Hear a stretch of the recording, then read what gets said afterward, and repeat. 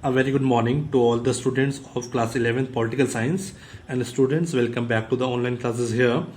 As you know very well, we were doing chapter number 5 in the last video, that was legislature, and we had finished all the important topics as according to the new revised syllabus given by the CBSE. I tried to finish almost all the important concepts of that chapter in all those videos, and I had given you certain assignments also on based on those videos. But as I found, I was checking your assignments, your answers are not up to the mark as you are not watching the videos properly. So don't copy it down from the Google, just read your NCERT books, then see the lectures, and then try and answer those questions. Yes, of course you can take help also from the other sources, but it is very important for you to read your NCERT books, because you have to follow the syllabus and the content only which is in the NCERT book. And also you have to see the new revised contents which I have already sent to you through a PDF file in your class group. Okay, so before I start this topic, that is chapter number 6 of your this book, Indian Constitution at Work. This is chapter number 6, Judiciary. So as you know it very well, we were talking about the organs of the government. So as I told you, there are 3 organs of the government. One we had already read and done in detail, that was executive. And at the second level we did about another organ, that was legislature. And today we are going to start a new topic, and this is the third organ of the government and the important one, judiciary. So you are very familiar with these 3 organs of the government, and all three are very important, although their work and functions and objective are different. But as I told you, these 2 are closely interrelated and interconnected with each other. As we read in the chapter, it is a law-making body,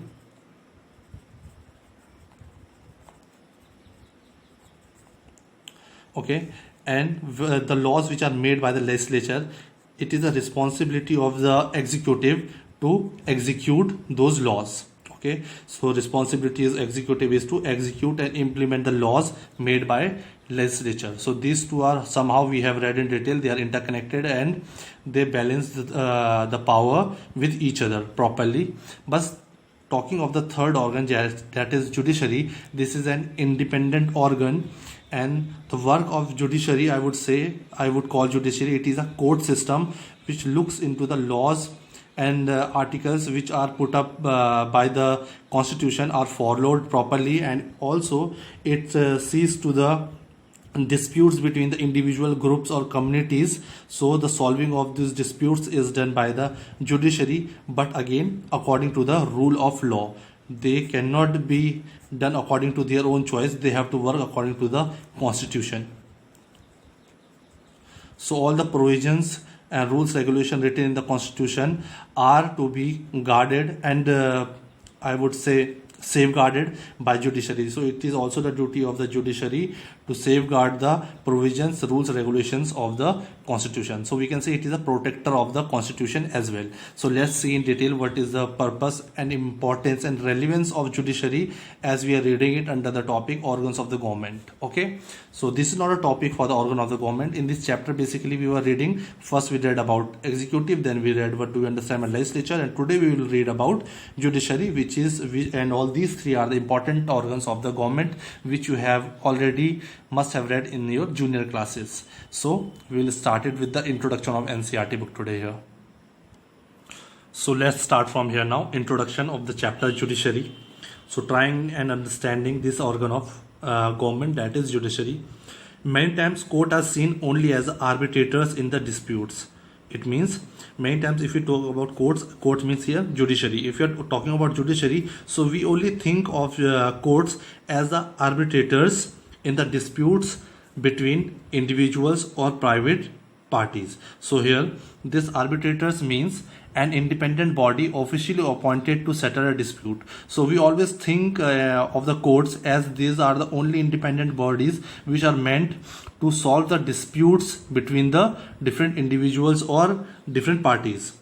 but it is not so, as judiciary performs some political functions also, because along with this function of solving or dissolving the disputes between individuals and private parties, judiciary or the courts have also some other functions to perform, that is in relation to political functions also, which we shall be reading in this chapter. Judiciary is an important organ of the government. So it's written, judiciary is one of the important organ of the government, same like executive and legislature. But executive and legislature are interconnected and dependent on each other, and in correlation they work together. But this is a third organ, and this is the important one for the government. That is, the Supreme Court of India is in fact one of the very powerful court. So if we are talking about judiciary, as we are saying, judiciary is only about the court system. So at the apex level, if I talk of the court system in India, so at the apex level, at the top is the Supreme Court of India, and it is one of the most powerful courts around the world, not only in India. If I talk about the world also, Supreme Court is one of the most powerful courts. Right from 1950, so if I'm talking about Supreme Court, it means I'm also talking about judiciary. So because judiciary is all about court systems.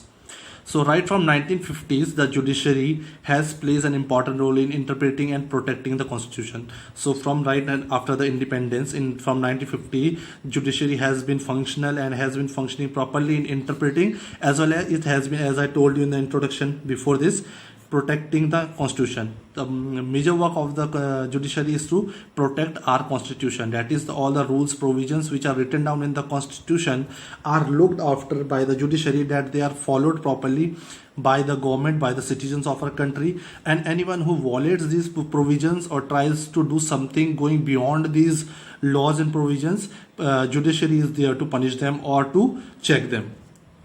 So in this chapter you will study the role and importance of judiciary. So in this chapter we shall be studying the role and importance of judiciary in protecting the constitution, in protecting the laws and regulations for the citizens, in solving the disputes between the individuals or the states or the central government and the states. Okay. In the chapter of fundamental rights, we have already done a chapter in which we read about the fundamental rights, fundamental duty, directive principles of the state policies. Okay, in the first chapter we have merged the part of chapter number 2. So in that we had already read about fundamental rights, and in that we read that the judiciary is very important for protecting our rights. We were talking about right to equality, we were telling that there is always Supreme Court to protect the rights of the people. Okay, so after studying the chapter you would be able to understand. So after reading this complete chapter on the third organ, that is judiciary, you shall be able to understand the complete mechanism of the judiciary system, as it is all related to the courts, but it does not have a single function, that is just to solve the disputes between the individual and the parties, but it is a sole protector of our constitution and protector of the rights and rights of the individuals as well. So we shall be able to understand after reading this chapter the meaning of independence of judiciary. What do we understand by independent judiciary? Why we should have a judiciary which should be independent, or we should be free from the pressure from any of the other two organs.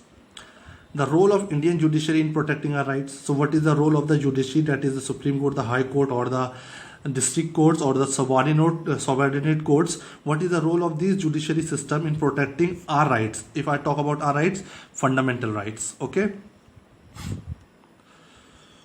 the role of the judiciary in interpreting the constitution. We will also read about the role of judiciary in interpreting the constitution and protecting it, and the relationship between judiciary, and at the last of this chapter we will also try and understand our relationship between judiciary and the Parliament of India.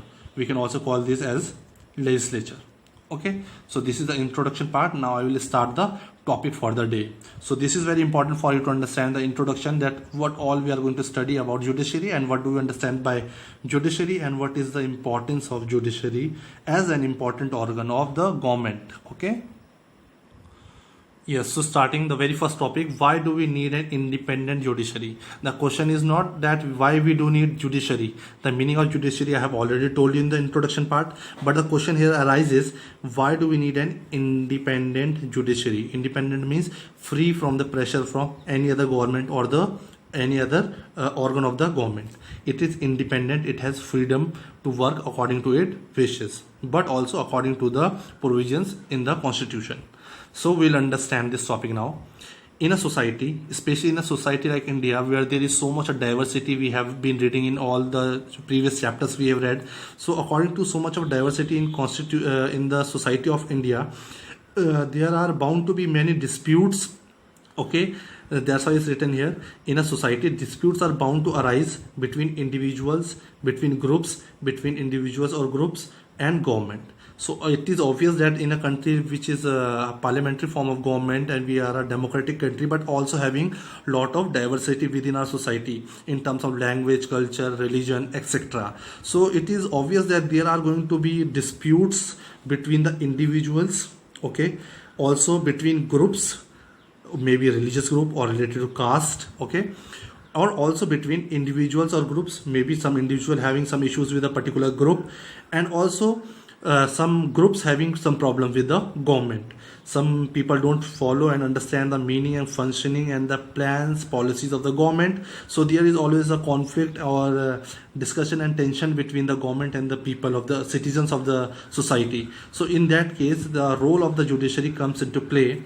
All such disputes must be settled by an independent body, because to solve such an issues between individuals, group of individuals, private parties or government, there should be an independent strong body which should be functional to solve such disputes, and that in the independent body in accordance with the principle.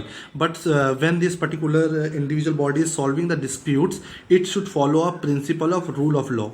What do we understand by the principle of rule of law? It means here independent body is judiciary, but judiciary should try and solve the disputes and problems between the different groups and individuals within our society. But our judiciary should also follow a principle, and that principle should be rule of law. When we are solving a dispute between people, this principle should be followed. And now we will try and understand what do we understand by principle of rule of law, as you have already read in your junior classes as well. This idea means this principle of rule of law implies that all individuals, rich or poor, men or women, forward or backward caste, are subjected to the same law. This means that if we are rich or poor, we are men or we are women, we are of a backward caste or we are from a forward caste, we all are equal in the eyes of law, and equal treatment shall be given to each and every citizen of a country for a particular crime, or for I would say for violating any law which is written in the constitution. So suppose there is a abolition of a law or some crime done by the prime minister of a country, or a same crime is done by a liberal class, so the punishment will be same for both of them. As I said, according to the this idea of rule of law, each and every individual of our country is equal in front of the eyes of the law. So the equal treatment and punishment will be given to any citizen who may be rich or poor. The law will be equal for all. This is the idea of rule of law, or the principle of rule of law. Okay, so I have done the principle.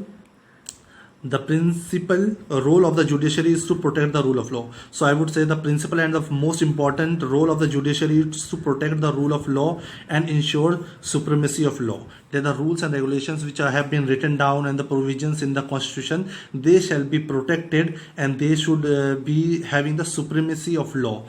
That is, if judiciary is there to protect our rights, but if we ourselves violate those particular rules and regulations, then judiciary is also there to punish us. So that is why we are saying judiciary is to protect the rule of law and ensure supremacy of law.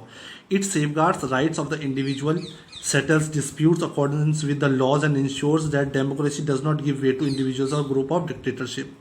So this we have already understood. Judiciary's work, and the first principle is to rights of the individuals. It safeguards the rights of the individual, settles the disputes with the help of the principle of rule of law, and also the important thing and the important function of the judiciary, I would say, it sees and ensures that democracy does not give way to individual or group or dictatorship. As we know, according to democracy, each and every citizen is equal, and there should not be any discrimination on the basis of caste, color, language, and everyone should be treated equally. So it safeguards and ensures that there is no violation of democracy, and democratic character of our country is maintained. There is no mentioning of dictatorship. Okay.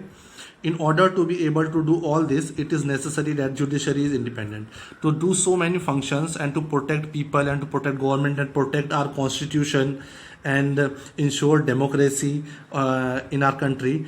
All these work are to be done by the judiciary, but it is very important for judiciary to be independent of any political pressure. There should not be any political pressure on the judiciary, because if any political party has a pressure on the judiciary, this judiciary will not be able to function properly. It will be biased. It will not be able to give the correct decisions. It will have the lot of political pressure on it.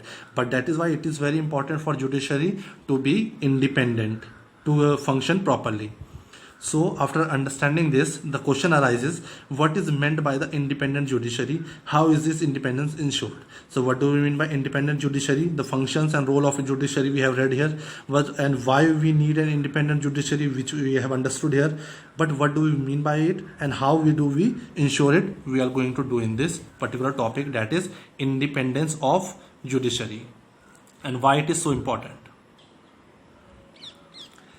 Simply stated, independence of judiciary means, if I simply state a give a definition, independence of judiciary means that, first is here, the other organ of the government like executive and legislature must not restrain the functioning of the judiciary in such a way that it is unable to do justice. So as I told you, there are three organs, important organs of the government: executive, the legislature, and judiciary. So here the other two organs, that is executive and legislature, should not restrain or in the functioning of the judiciary, that is they should not pressurize and come and interfere in the decision making and functioning of the judiciary, because if these two are involved in the functioning of judiciary, this judiciary will not be able to do justice or do the work and work according to the principle of rule of law. So it should be independent and maintain distance from the executive and legislature. Second is, the other organ of the government should not interfere with the decision of the judiciary. Suppose judiciary has taken some decision, so these two other organs, that is executive and legislature, these two should not interfere in the decision making. Whatever the decision is given by the judiciary should be respected and accepted, and no issues and no discussion and debate should be made on the decisions done or the justice done by the judiciary by the other two organs. And the important is here, judges must be able to perform their functions without fear or favor. When the judges of the Supreme Court or the High Court or the other courts are functioning and giving their justice, and they are working properly according to the rule of law, protecting the constitutions and the provisions of the constitution, protecting the rights of the people, giving the right decisions, their function should not be interfered by the other organs or by the government. That is, they should not have any fear or favor. Okay. They should not be fear or afraid of anyone. If they will fear and they will be afraid, or they shall be pressurized by anyone, they will not be able to give the correct decision or the correct justice to the people or for the protection of the constitution. So it is very important that judges must be able to perform their functions without any fear or favor. Both, there should not be any fear. Also, there should not be any favor from the government or any executive or legislative organ. They should be independent. Independence of judiciary, wherever word judiciary means judges, okay, or court system. Independence of the judiciary does not imply arbitrariness or the absence of accountability. So it does not mean, if we are saying that there should not be any pressure on the judiciary, there should not be interference of the other organs, it does not mean that they will act like a dictator or they will have the monopoly over decision making. It is not correct, because independence of judiciary does not imply arbitrariness. Arbitrariness here means lack of restraint in the use of authority. Of course, they have the authority to make rules and make justice and laws and see to protect the constitution, but also they are accountable to the people okay, and they are accountable to the constitution, because whatever work they are doing, that is judiciary, they are doing according to the provision of the constitution. On their own they cannot make laws, they cannot bring new articles or provisions for different justice. They have to work according to the provisions and articles in the constitution. So we cannot say that independence of judiciary does not imply arbitrariness or absence of accountability. They are accountable to people as well as to the constitution. Judiciary is a part of our democratic political structure. Also, it is important as it is an important organ of the government. So, judiciary is also a part of democratic political structure. It is not aloof from a democratic character of our country. It is a part of democratic country, that is India, and this is an important organ which is doing justice for our country. It is therefore accountable, as I said, it is therefore accountable, answerable to the constitution and to the democratic traditions and to the people of the country. Most important is to the people of country. How can, next question arises after understanding the why it is important to have an independent judiciary, we have seen. Now, how can the independence of judiciary be provided and protected? Okay, we have thought that it is important to have an independent judiciary, but how can we provide that independence to the judiciary? And once we have provided that independence of provisions to be give to the judiciary to be independent, and how to protect those provisions which we have given to the judiciary to be act independently. So now we will try and understand it from here. The Indian Constitution has ensured the independence of judiciary through a number of measures. We can call it provisions also. So there are various provisions or measures given in the Constitution, so that there is always ensure that independence is maintained of the judiciary and they are not pressurized by any political party or government or any group. The legislature is not involved in the process of appointment of judges. So this is the first point, I would say. To maintain the independence of judiciary, the legislature, that is a law-making body, it is not involved in the process of appointment of judges. As in the last chapters we have read, that the judiciary and executive, all these two organs are always involved in the appointment of I would say president, prime ministers, chief ministers, council of ministers and other ministers and authorities. But if we look into the appointment of judges, there is no role of the legislature. Thus, it was believed that party politics would not play a role in the process of the appointment. So, party politics will not play any role in the appointment of judges, because they are nothing to do with the appointment of judges. There is no role of the legislature. In order to be appointed as a judge, a person must have experience as a lawyer. So these are some important conditions which a person should have. He should have, to be a judge, he should have experience of a lawyer, or he must be well versed in the law. Political opinion of the person or his political loyalty should not be the criteria for appointment of judiciary. So they are saying to be a judge of a court, the political loyalty or his connection with the political system, that should not be any criteria for the appointment of judiciary. There should not be any biased decision for the appointment of judiciary or for the judges of Supreme Court or High Court or any courts. So in conclusion, we are trying to say that here legislature is not playing any role in the appointment of the judiciary. Next important point which we are reading here is the judge have a fixed tenure. Okay, so now as I was saying that Constitution has put some important provisions to protect and guard the judicial independence of judicial system. So judges have a fixed tenure. Okay, when they are appointed, they have a fixed tenure that they will work for these many years. They hold office till reaching the age of retirement. So anyhow, no one can remove them easily. They have to work and function till their age of retirement. Only in exceptional cases, only in few cases, judges may be removed, and this removing of judges is called impeachment. But this is a procedure which is very difficult and not easy, and cannot be done easily by only a few part or a small group of people. But it has to follow a strict procedure to remove a judge from his place. So it is also protection given, I would say, to the judicial or the judges, that they have a fixed tenure and they will retire only after their age is there for retirement. And Security of tenure ensures, so this is also called security of tenure. And when as a human we know that when we are secure that our job is there, we'll get a salary on time, and we have to work till our retirement, no one can remove us. Of course we will work in a proper positive manner, and we will not be influenced by any political group or any member, or we will also not be pressurized. We will only work according to the provisions in the constitution. So this security of tenure ensures judges could function without fear. So because there is a job security, there is a security of their tenure and salary, so without fear or favor they work properly. The constitution prescribes a very difficult procedure for removal of judges. As I told you, if we have to remove any judges, there is a very difficult procedure to remove a judge. A constitution makers believe that the difficult procedure of removal would provide security to office, because there is, of course, they can be removed, and there are various situations when a judge is to be removed when he is misbehaved or he is going against to the provisions of the constitution. But there is a very difficult provision. That is why it gives security to the office and the members of judiciary that their job is secured. So these are the provisions which are put up in the constitution to provide security and protection to the judiciary or to the court system. Moving further in this chapter, another important points to protect and provide protection or to the judiciary to work independently without any pressure of the political parties or government. As I read few examples here, okay, which are the provisions given by the constitution to give security to the these members of the judiciary.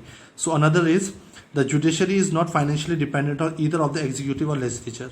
Financially means for the salary they are not dependent on the legislature or executive. The constitution provides the salary and allowance of the judges are not subjected to the approval. So these judges or judiciary, they does not need any approval of the legislature or of the executive for their salaries and allowances. It has been declared and written down in the provisions by the constitution, and accordingly they will get their salaries and in all the allowances. So they need not to be dependent on the legislature or executive. So this shows that constitution has all the important provisions for the judiciary so that it can act and work independently without pressure, being pressurized by anyone. It does not have to fear anyone. It does not have to take favor from anyone. All these provisions are showing it here. The actions and decisions of the judges are immune from personal criticism. The judiciary has the power to penalize those who are found guilty. So judiciary and the court system has the power, if they find anyone guilty who are doing the contempt of the court and against the rules and provisions of the constitution, they can be penalized or punished. This authority of the court is seen as an effective protection of the judges. So this authority which is given to the judges to punish the guilty person who is doing the contempt of the court, this is one of the effective protection given to the judges from unfair criticism, I would say. Parliament, and the last point is, Parliament cannot discuss the conduct of the judges. If any judge gives any decision, maybe Supreme Court or High Court, some decision has been given, there is also a rule in the constitution that these judges, the judgment or about the judge, their conduct cannot be carried out or cannot be discussed in the Parliament when there are sittings and sessions of Lok Sabha and Rajya Sabha. About this matter of the judges or judgment or the conduct of judges cannot be discussed in any of the house of the Parliament. This gives the judiciary independence to educate without fear of being criticized. So they cannot be criticized for any law making. So the only place where they can be in Lok Sabha and Rajya Sabha can discuss, or there can be a discussion in the Parliament about the judgment or about the conduct of the judge, only when there is a procedure of removal of the judge is going on, that is impeachment. When there is a procedure is going, then only there is a discussion in the Parliament. So one important thing is here that when there is a appointment of the judges of the Supreme Court or the High Court, we have a small role of executive in it. But when there is a removal of any judge of the Supreme Court or the High Court, in that case legislature plays an important role, as it is to be passed from their resolution of removing a particular judge has to be passed from both the houses with a special majority. So in this, executive as well as legislature both have an important role to maintain the balance of power. So we can see here how our constitution has maintained the balance of power between all the three organs of the government, and also putting so many important provisions here to see to it that independent character of the judiciary is maintained, and for the positive and proper functioning of the judicial system it is very important. This is the end of this particular topic. In the next video we shall be reading about the appointment of the judges of the Supreme Court and the High Court, and the same way of the other courts. Till then, you read these chapters from the NCERT, you will understand it properly. Thank you.